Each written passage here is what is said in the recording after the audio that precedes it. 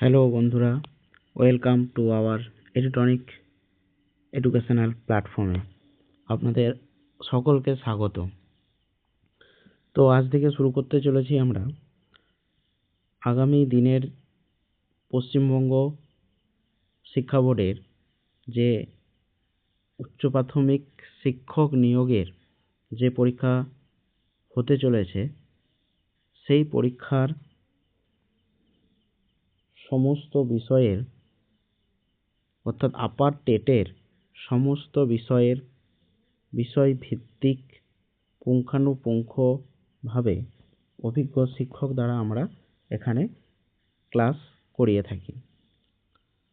তো যারা আর্টস ব্যাকগ্রাউন্ডের আছো তোমাদের জন্য আজকে প্রথম ক্লাস সোশ্যাল স্টাডিজ।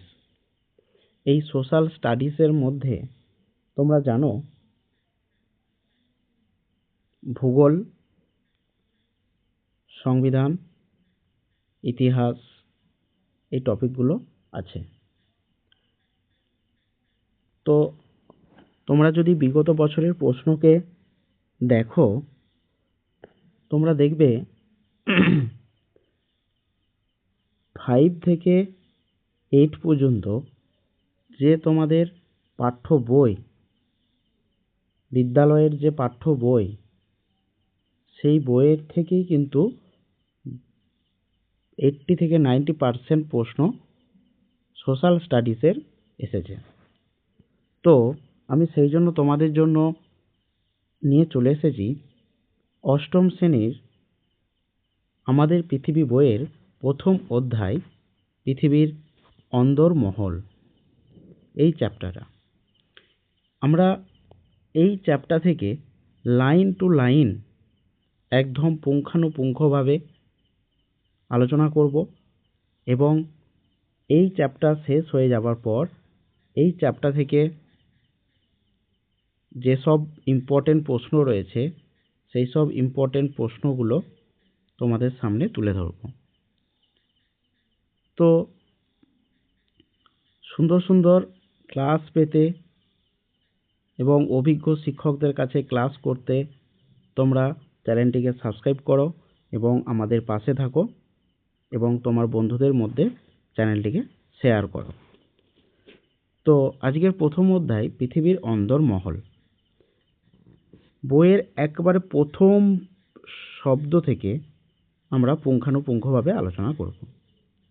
দেখো, আগামী 48 ঘন্টা গোটা রাজ্যের শৈত্যপ্রবাহ চলবে। সকালের কাগজে খবরটা পড়ে মেহতাবের শীত শীত ভাবটা যেন আরেকটু বেড়ে গেল। হাড় কাঁপানো ঠান্ডা, কিছুই না এখানটায়। তারপর দেখো, হাওয়ায় সারা দেশ জবুথবু, পুরো উত্তর গোলার্ধ এখন শীত ঋতুর কবলে। সৌরভদের বাড়ির ছাদে দুপুরবেলা রোদ পোহাতে পোহাতে দাদুর কাছে গল্প শুনতে দারুণ লাগে। রোববার দাদু শোনাচ্ছিলেন জুল ভার্নের একটা বিখ্যাত কল্পবিজ্ঞানের গল্প।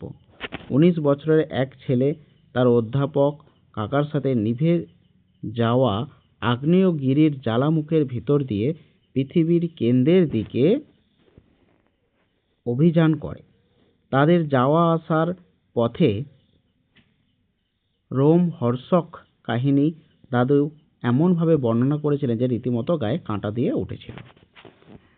এরপর দেখো, ভূপৃষ্ঠের নিচে কি আছে জানতে পরদিন ওরা দুজনে মিলে বাড়ির পেছনের বাগানে গর্ত খোঁড়া শুরু করলো। বিকেলে যখন খোঁড়াখুড়ি শেষ করলো তখন ওরা প্রায় 2 মিটার গভীরে দাঁড়িয়ে। স্কুলে এসে ওরা ঘটনাটা সবাইকে বলল। সব শুনে ওদের মাথায় অনেকগুলো প্রশ্ন এলো।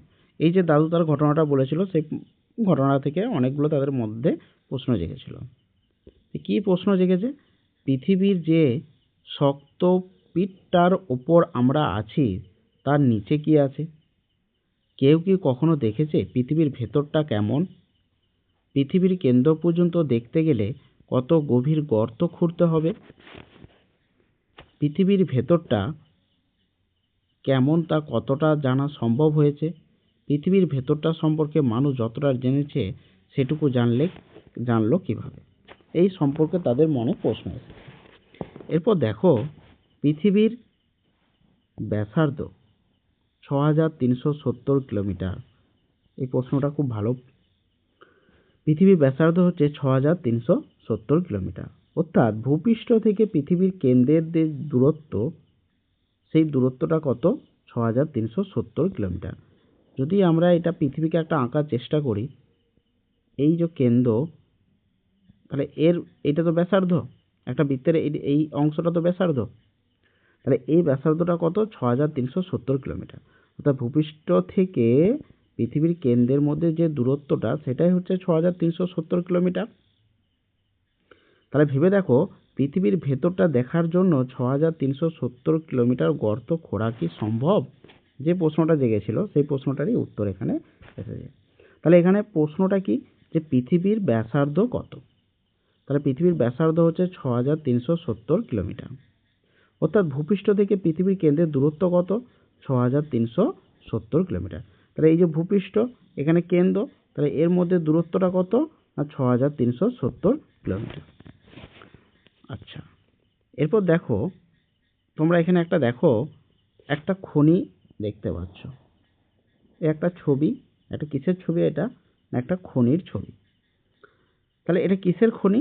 না সোনার খনির ছবি। সোনার খনির ছবি।